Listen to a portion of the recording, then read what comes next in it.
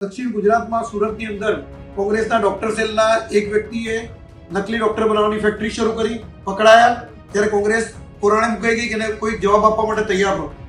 ત્યારે કોંગ્રેસના સમર્થનમાંથી ગુજરાતમાં અને ભારતમાં ચાલતી આમ આદમી પાર્ટી એના એક વ્યક્તિ નકલી ઈડીના અધિકારી બની અને કચ્છની અંદર લોકો પાસેથી પૈસા પડાવ્યા અને પૈસા પડાવીને એમાંથી એમના પાર્ટીનો ખર્ચ ભોગવ્યો.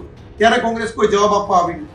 એટલે કોંગ્રેસના અને એમની સહયોગી જે પાર્ટીઓ છે એના નેતાઓ કેવા કૃત્યો કરે છે એ આખો દેશ જાણે છે અને એમાં કંઈ અમારે કહેવાનું નથી હોતું. અને ભારતીય જનતા પાર્ટીની ગુજરાતની સરકાર છે આદરણીય ભૂપેન્દ્રભાઈ પટેલના નેતૃત્વમાં જે પ્રમાણે ગૃહ રાજ્યમંત્રી હર્ષભાઈના સીધા દોરવણી હેઠળ જે ગુજરાત પોલીસ કાર્ય કરી રહી છે અને ગુજરાત પોલીસે જ્યાં પણ જે ગુના થયા છે એ ગુનેગારોને પકડી એની ફાસ્ટ ટ્રેકમાં કેવી રીતે કોર્ટમાં ચાલે એના માટેની પણ પ્રયત્નો કર્યા છે અને એની અંદર ઝડપથી સજા મળે એના પણ પ્રયત્નો કર્યા છે અને સજા પણ મળી છે.